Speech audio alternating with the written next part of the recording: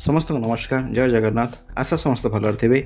आज गोटे बढ़िया टॉपिक नहीं आसी ई पैन आपण केमती डाउनलोड करें।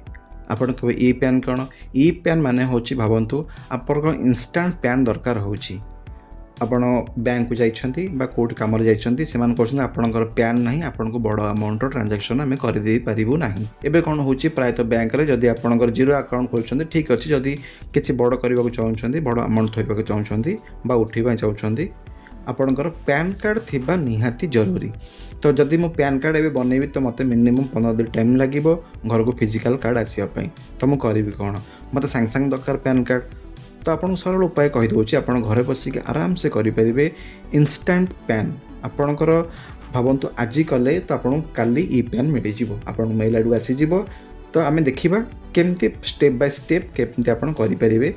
तो ई पैन आमे केमती जनरेट करिबा बा केमती डाउनलोड करिबा चलंतु आमे देखि नबा ए वीडियो रे।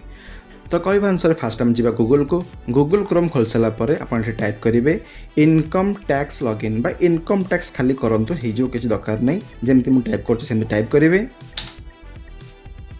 टाइप कर सारा देखो आसगला यहाँ फास्ट ये आप क्लिक करदे। ये क्लिक कलापर देखो आमको एमती इंटरफेस आसीगला। ये इंटरफेस जो आस किसी व्यस्त हे पुणी होम को क्लिक करदे।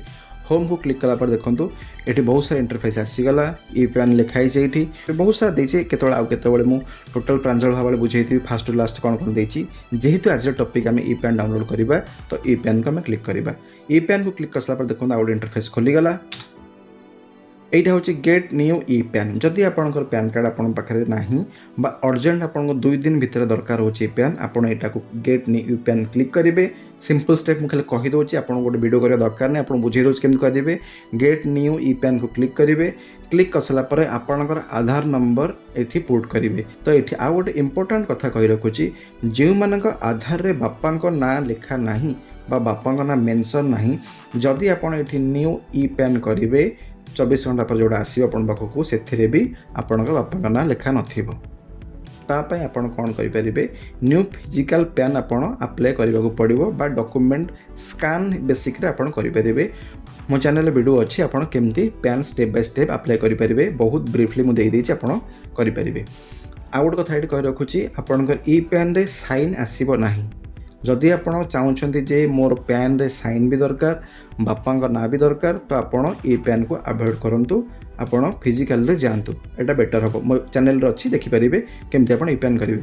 जदि आप इंस्टांट पैन दरकार हो ना मोर साइन न था बापा न था मोर किंतु पैनटा नहीं दरकार प्राय लोक पैन भी मुझे कर इंस्टांट पैन दरकार हो गोटे लोन भी दरकार हो कि कौन काम दरकार हो पैन। तो आप कौन करेंगे जब आप पैन दरकार आप get new e PAN click करेंगे। गेट न्यू ई पैन को क्लिक कर सारापर आप आधार नंबर देवे मोबाइल नंबर देवे मेल आईडी देवे बस एति काम। तापर आप क्लिक कलापर आप ओटीपी जीव ओटीपी गलापर आप ओटीपी देदेवे ओके करदे। 24 घंटा पर आप देइथिबा मेल एड्रेस रे आप 24 घंटा भितर आपनकर पैन जाकि पहुँची जीव। पैन को आप केम डाउनलोड करेंगे से प्रोसेस आपको कहीदे जेहेतु ये लोकर मुझे ई पैन कर तो आज प्रोसेस देखा से केमती मुझे डाउनलोड करी। ये देखो लिखा डाउनलोड ई पैन ये कंटिन्यू क्लिक कली। कंटिन्यू क्लिक कर सारापर आप आधार नंबर को ये पुट करेंगे जेहेतु मुझे आधार नंबर देती से आधार नंबर को पुट कर दूसरी। आधार नंबर पुट कर सारापर कंटिन्यू क्लिक करेंगे। ये गोटे ओटीपी जीव। आ गोटे कथा कही रखुच्छी जो मैंने बीएसएनएल यूजर अच्छा यहाँ सब वीडियो में कहे जो मैंने बीएसएनएल यूज कर रेंज को आसतु प्राय बीएसएनएल यूजर मानू किसी सेकेंड पर मेसेज मिलूँ यहाँ मो अनुभव भी। तो आपन को जो मैंने बीएसएनएल यूज कर पचारे आप बीएसएनएल सिम कि तो आप व्यस्त हेनी आपड़ टे टाइम ने बीएसएनएल सिम टे टाइम जाऊँगी किंतु ओटीपी जाऊँगी। तो मत जेहेतु ओटीपी मिल जाए तो मैं ओटीपी पुट करदेवी। ओटीपी पुट कर सारापर ये कंटिन्यू को क्लिक करी। कंटिन्यू क्लिक कलापर देखो आसीगला गोटे आउट पेज ये पैन मोर हो जाए डाउनलोड ई पैन को आप क्लिक करेंगे। ये देखो आसीगला मोर ई पैन पासवर्ड प्रोटेक्टेड थाए समस्त इलिजिबल न थाए।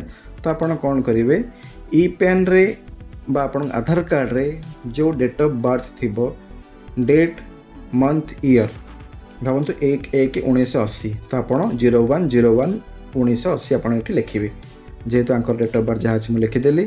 लिखिकी क्लिक कला देखो आसीगला यहाँ हूँ पैन देखो ये ब्रीफली आप देखुं ई पैन आसीगला पाखक किंतु ई पैन रे ना सिग्नेचर अच्छी ना बापा ना अच्छी ये किसी भी ना जमी आपको कही एमती ଆପଣଙ୍କୁ ଆସିଯିବ।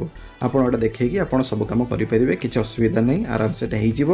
କିନ୍ତୁ ଫ୍ୟୁଚର୍ ଯଦି ଚାହୁଁଛନ୍ତି ଆପଣ କରିବା ପାଇଁ ଆପଣଙ୍କ ସିଗ୍ନେଚର୍ ବାପାଙ୍କ ନାଁ ରଖିବାକୁ ଚାହୁଁଛନ୍ତି ବା ଫଟୋ ଆପଣ ଚେଞ୍ଜ କରିବାକୁ ଚାହୁଁଛନ୍ତି, ଆପଣଙ୍କୁ ଫିଜିକାଲ୍ ଯିବାକୁ ପଡ଼ିବ। ଏଇଟା କେମିତି ହୁଏ? ଆପଣଙ୍କର ଆଧାର ବେସିକ୍ରେ ଯାହା ଥିବ, ଆଧାରରେ ଯାହା ଲେଖା ହେଇଥିବ ଆପଣଙ୍କ ନାଁ, ଆପଣଙ୍କର ଫଟୋ, ଆପଣଙ୍କ ଫୋନ୍ ନମ୍ବର, ଆପଣଙ୍କ ଡେଟ୍ ଅଫ୍ ବାର୍ଥ, ସେଇ ଅନୁସାରେ ଆପଣଙ୍କର ଇ ପ୍ୟାନ୍ ତିଆରି ହେଇଯିବ। ତ ଆପଣ ଏଇଟା ଚାହିଁଲେ ପ୍ରିଣ୍ଟ କରି ରଖିପାରିବେ ବା ଆପଣଙ୍କର କାହାକୁ ଦେଇପାରିବେ।